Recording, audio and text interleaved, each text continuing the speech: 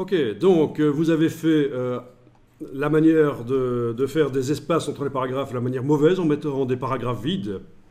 Bon, ben on va voir que si vous récupérez un document qui a été conçu comme ça, vous allez pouvoir automatiquement, bien sûr, nettoyer tout ça. Donc c'est ce qu'on fait ici. On va dans Édition, Rechercher, Remplacer.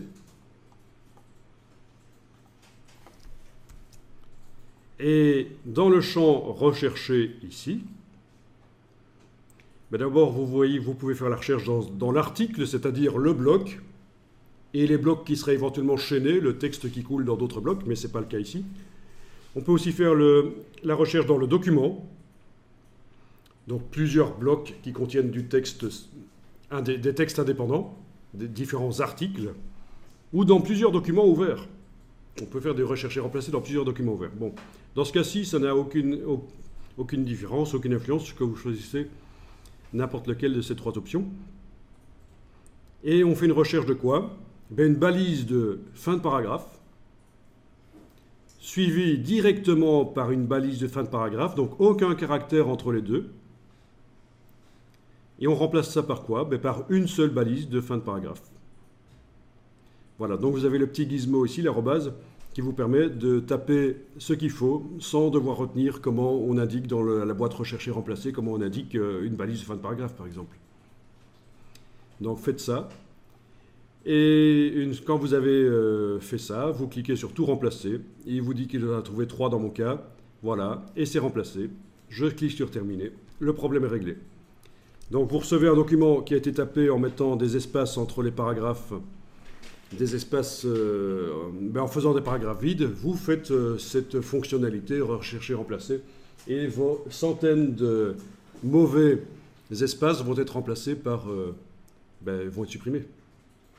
Et après, vous faites à la manière dont on a travaillé, en ayant le bloc sélectionné avec la flèche noire, palette de paragraphes, vous espacez par la palette de paragraphes, comme vous voulez, pour marquer la différence entre les paragraphes.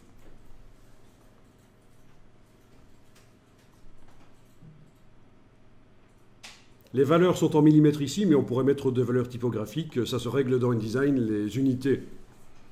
InDesign, préférence, unité et incrément.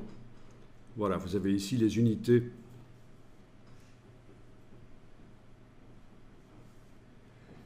Et il faut savoir que quand on fait la mise en page plus professionnelle dans InDesign, on va faire tout passer en unité point. Comme la typo. La typo, elle s'exprime en points. Si je regarde la palette de caractères, je vois que je suis avec du Minion Pro en 12 points. Et le fait de demander à InDesign de montrer les dimensions des blocs en points au lieu de millimètres va me permettre de faire des calculs. Je divise le nombre de points de hauteur du bloc. Alors, voyons ça. Par exemple, j'ai un caractère 12 points avec donc un interlignage de 14,4 points parce que c'est 120%. Ça, c'est la valeur par défaut. L'interlignage, l'espace entre les lignes, c'est 120% de la dimension du caractère. Donc, 120% de 12 points, ça fait 14,4. OK. Et si InDesign me montre que j'ai un bloc qui fait 580 points de hauteur, j'ai qu'à diviser par 14,4 et je vois que je peux mettre 40 lignes,2 sur la hauteur du bloc. Donc c'est pour ça que quand vous serez peut-être plus avancé dans InDesign, sachez qu'on travaille en mettant les unités de mesure en points partout au lieu de millimètres. Mais ici, on va continuer en millimètres.